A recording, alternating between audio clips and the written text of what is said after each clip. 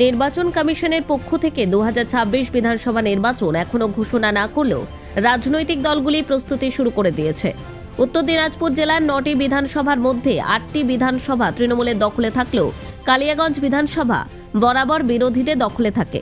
কালিয়াগঞ্জ বিধানসভা শাসক দল তৃণমূল দখলে নিতে প্রস্তুতি শুরু করে দিয়েছে ইতিমধ্যেই অঞ্চল ভিত্তিক সম্মেলনের মধ্য দিয়ে।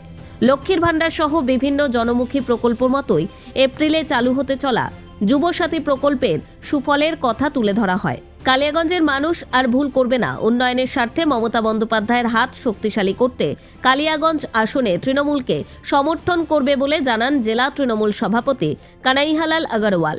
বুধবার দুপুরে কালিয়াগঞ্জের ভান্ডার অঞ্চল তৃণমূলের কর্মী সম্মেলন ও যোগদান সভা অনুষ্ঠিত হয়।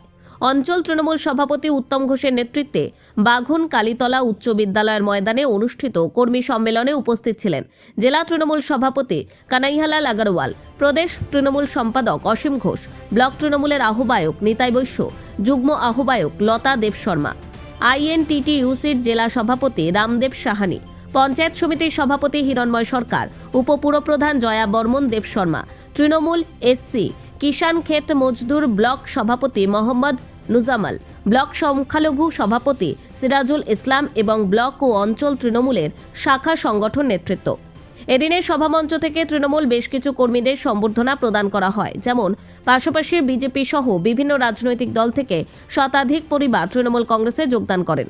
এদিন জেলা সভাপতি কানাইহালাল আগরওয়াল সহ তৃণমূল নেতৃত্ব দলীয় পতাকা তুলে দেন যোগদানকারীদের হাতে। এই যোগদানের ফলে ভান্ডার অঞ্চলে তৃণমূলের অনেকটা শক্তি বৃদ্ধি হলো বলে মনে করছে তৃণমূল নেতৃত্ব। কালিয়াগঞ্জ থেকে ভাস্কর রয়ের রিপোর্ট, কুলিক নিউজ।